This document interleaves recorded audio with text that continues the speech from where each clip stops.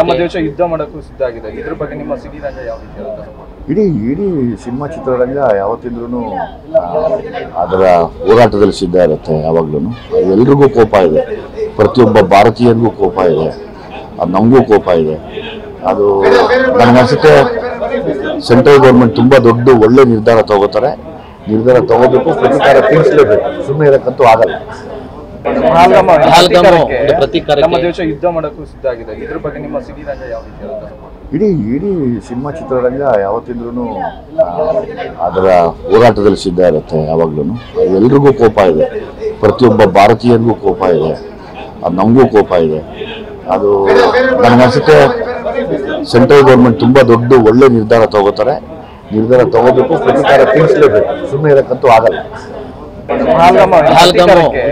ನಮ್ಮ ದೇಶ ಯುದ್ಧ ಮಾಡೋಕ್ಕೂ ಸಿದ್ಧ ಆಗಿದೆ. ಇದ್ರ ಬಗ್ಗೆ ನಿಮ್ಮ ಸಿಡಿರಂಗ ಯಾವ ರೀತಿ ಇರುತ್ತೆ?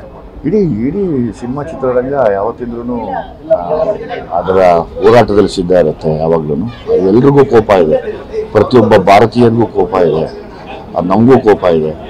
ಅದು ನನಗನ್ಸುತ್ತೆ ಸೆಂಟ್ರಲ್ ಗೌರ್ಮೆಂಟ್ ತುಂಬಾ ದೊಡ್ಡ ಒಳ್ಳೆ ನಿರ್ಧಾರ ತಗೋಬೇಕು, ಪ್ರತಿಕಾರ ತೀರಿಸಲೇಬೇಕು, ಸುಮ್ಮನೆ ಇರಕ್ಕಂತೂ ಆಗಲ್ಲ.